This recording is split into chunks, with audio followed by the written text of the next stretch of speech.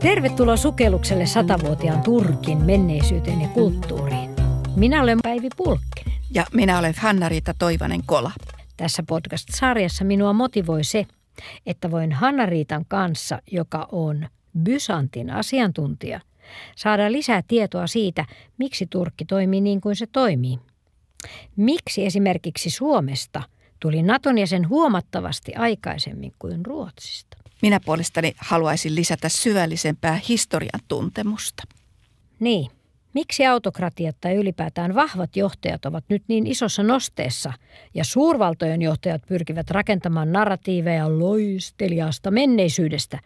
Miten esimerkiksi tästä Osmanien imperiumin perillisestä Atatürkin suhteellisen sekulaarista Turkista on voinut tulla Erdoganin islamistinen autokratia? Ja aivan ensin, kertoisitko Hanna-Riitta, mikä ero on Ottomanilla ja Osmanilla? Kyse on samasta asiasta. Turkkilaiskansat koostuivat eri heimoista ja Osman-nimisestä heimopäälliköstä alkoi jo 1200-luvun lopulla samanniminen hallitsijasuku. Sen alamaisia alettiin kutsua myös osmanneiksi tai ottomaaneiksi. Niin, tässä podcastimme ensimmäisessä osassa pohdimme sitä, millainen on Erdoganin Turkin suuri kertomus maan historiasta. Aprikoimme myös, miten tätä Turkin suurta tarinaa tai kertomusta toteutetaan. Entä keille se on suunnattu? Turkin narratiivi näkyy ensinnäkin historialla kuorutetuissa TV-sarjoissa, mutta myös uusissa monumentaalisissa rakennushankkeissa. Ja niistä merkittävin on äskettäin valmistunut yli 4 kilometriä pitkä riippusilta, joka ylittää Dardanellien salmen Euroopasta Aasiaan. Vaikka Bosporin salmen yli kulkee useita siltoja, ei Marmarameren eteläpuolella ole ennen ollut vastaavaa. Ja kun Turkin 100-vuotisjuhla lähestyi, Erdoganin Turkki tilasi eteläkorealaiselta valmistajalta valtavan siltahankkeen, jolla tehdään historiaa. Mutta muistammeko edes, että mikä on Dardanellien salmi? Dardanellien salmen eli antiikin Hellespontoksen turkinkielinen nimi on Çanakkale Boğaz. Lännessä Dardanelleja reunustaa Gallipolin niemimaa. Pintavesi virtaa salmessa etelään Egeanmereen ja pohjavirtaus pohjoiseen aina Marmarameren ja Bosporin salmen kautta Mustallemerelle asti. Sen jälkeen, kun turkkilaiset olivat valloittaneet Itä-Rooman eli Byzantin pääkaupungin Konstantinopolin vuonna 1453, rakennettiin Dardanellien salmen kapeimmalle kohdalle linnakkeet Kilidbar ja Kalei Sultanie. Egeanmeren suunnalla Dardanellien salmen suuta vartioi vuoteen 1919 saakka 2 muuta osmanniaikaista linnoitusta. Sed-ül-Bar ja Kum-Kalessi. Persian, joka muuten nykyisin on Iranin aluetta, suurkuningas Xerxes sotajoukkoinen ylitti Dardanellien salmen 400-luvun alussa ennen Kristusta, kun hän matkasi valloittamaan nykyisen Kreikan alueita. Mutta kääntyykö se sankari nyt haudassaan, koska Erdoganin Turkkipa teki sen, mihin tämä suuri valloittaja ei pystynyt, vaikka Herodotoksen mukaan hän raivostui Dardanellien salmelle. Tosiaan, historioitsija Herodotos kertoo Xerxestä, miten tämä oli kimmastunut myrskyn tultua ja pieksi raivoissaan Hellespontoksen aaltoja. Tosin Xerxeen sotajoukot saivat lopulta tehtyä väliaikaisen ylikulkukäytävän toisiinsa kiinnitetyistä veneistä. Sitä pitkin Persian sotilaat pääsivät Aasiasta Euroopan puolelle. Nyt ihailemme hetken tätä siltaa. Vau, mikä mahtava maisema. Leveä sininen salmi ja 2 korkeaa punaista kannatinpylväsparia. Aikamoinen matkailunähtävyys muuten. Pieniä autoja ikään kuin ilmassa leijuvalla riippusillalla. Miten ihmeessä vaijerit kantavat sillan painon? Çanakkale 1915 silta Euroopasta Aasiaan on maailman pisin riippusilta. Maaosuuksineen sen pituushan on yli 4,5 kilometriä. Mutta Hanna-Riitta, miksi tällä sillalla on tämä nimi ja miksi se piti rakentaa juuri nyt? Turkin valtio täytti 100 vuotta lokakuun 29. päivänä viime vuonna 2023. Siksi sillan piti valmistua 100-vuotisjuhlaan mennessä. Vuoteen 1923 liittyy kreikkalais-turkkilaisen sodan rauhansopimus, sodan, joka käytiin vuosina 1919–1922. Sen jälkeen perustettiin Turkin valtio Osmanien imperiumin tilalle.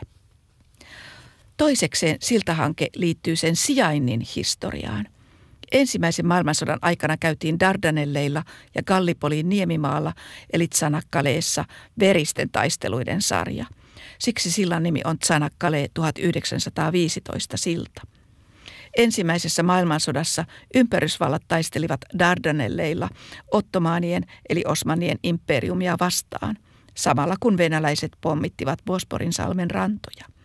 Osmanien imperiumi oli liittynyt vuonna 1914 ensimmäiseen maailmansotaan Saksan ja Itävalta-Unkarin rinnalla. Vastakkain olivat siis nykyisen Turkin edeltäjä Osmanien imperiumi ja Venäjä länsimaisine liittolaisineen. Lopulta turkkilaiset voittivat länsivaltojen joukot. Gallipolin kampanja oli tosiassa sikermä erilaisia taisteluita maalla ja merellä. Turkin suuri siltaa koskeva narratiivi liittyy siis näihin kahteen sotaan sekä Turkin valtion perustamiseen 1923. Samalla se vaalii Gallipolin taisteluiden muistoa. Presidentti Erdoganin juhlapuheen mukaan Gallipolin kampanja on heroinen eepos. Kyllä, kyllä. Gallipolin taistelun lopputuloksena oli turkkilaisten torjuntavoitto ympärysvalloista.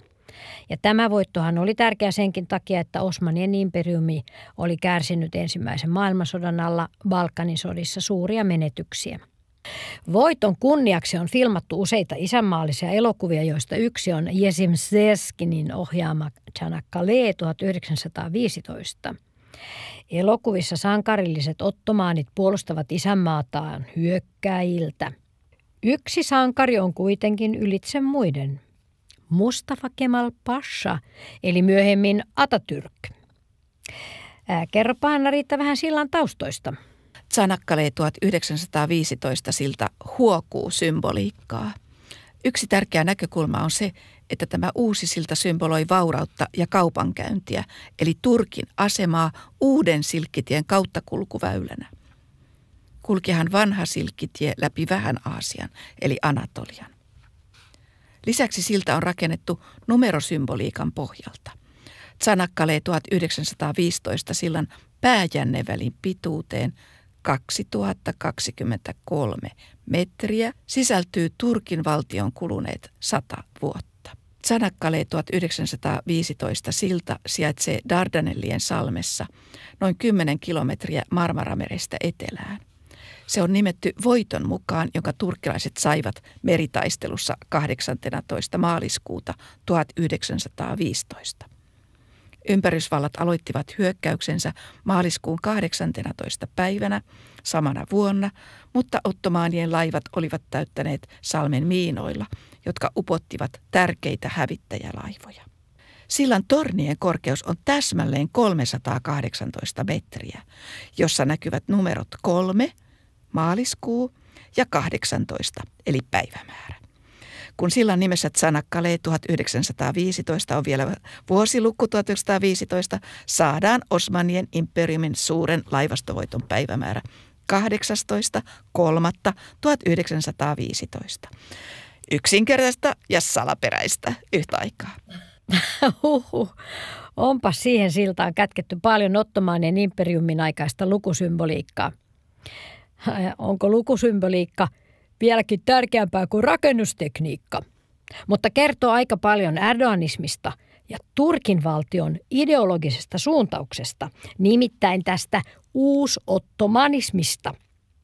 Mutta ympärysvallat, ketä siihen nyt mahtoikaan kuulua? Kun äkkiä kuulostaa aivan absurdilta, että jopa australialaisetkin ovat olleet taistelemassa osmaneja vastaan.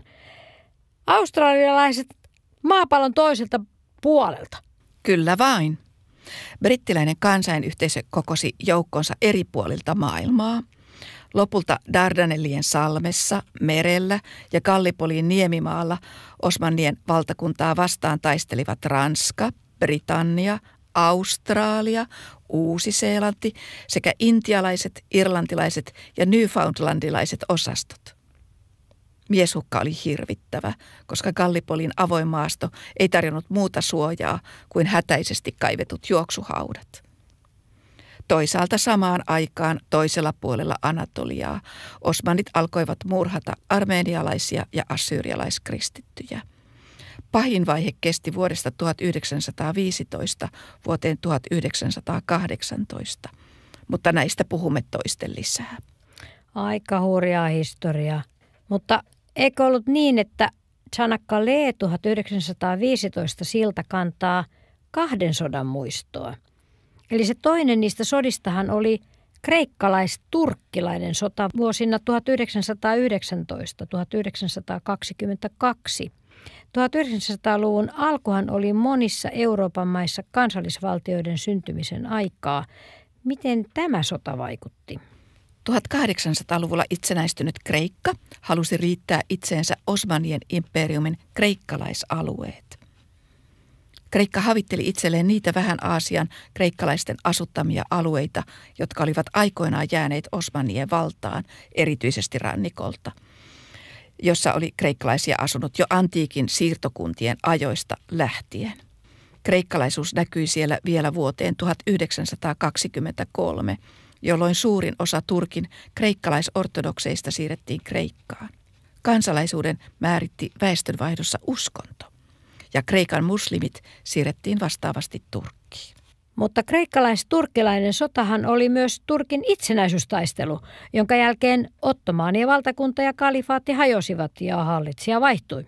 Mahtava sulttaanien valtakunta, jota oli hallinnut sama suku 600 vuoden ajan, oli tullut tiensä päähän.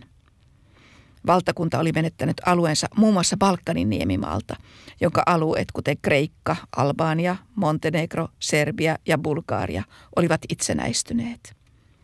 Ensimmäisessä maailmansodassa osmanit olivat olleet hävinneen Saksan puolella. Imperiumin talous oli heikentynyt ja sulttaanin valta romahduspisteessä. Nyt valtaan nousi sotamarsalkka Mustafa Kemal Pasha, joka tunnetaan paremmin nimellä Atatürk. Hänen johdollaan kreikkalaiset voitettiin Turkin itsenäisyyssodassa 1922 sekä karkotettiin Vähästä Aasiasta. Turkki siis voitti sodan ja Kreikka jäi nuolemaan haavojaan. Niinpä. Mutta Mustafa Kemalhan oli syntynyt vuonna 1881 Tessalonikassa, joka oli silloista Osmanien valtakuntaa. Ja kun vuonna 1923 perustettiin Turkin tasavalta, niin Mustafa Kemal Pasha, hän nousi valtakunnan johtoon. Ja Pashan arvo Osmanien armeijassa, sehän vastaisi meillä kenraalimajuria. Hänestä tuli myöhemmin kultti, joka on voimassa vielä edelleenkin, eikä häntä nykyäänkään taida saada arvostella. Mutta Hanna-Riitta, mistäpäs me jatketaan ensi kerralla? Seuraavalla kerralla käsitellään Turkin alueen paimentolaisia ja turkkilaisia historiallisia elokuvia ja TV-sarjoja. Aika kiinnostavaa. Kiitos, että kuuntelit. Minusta tämä on todella kiehtovaa. Oletko samaa mieltä, Hanna-Riitta? No totta kai. Ensi kertaan.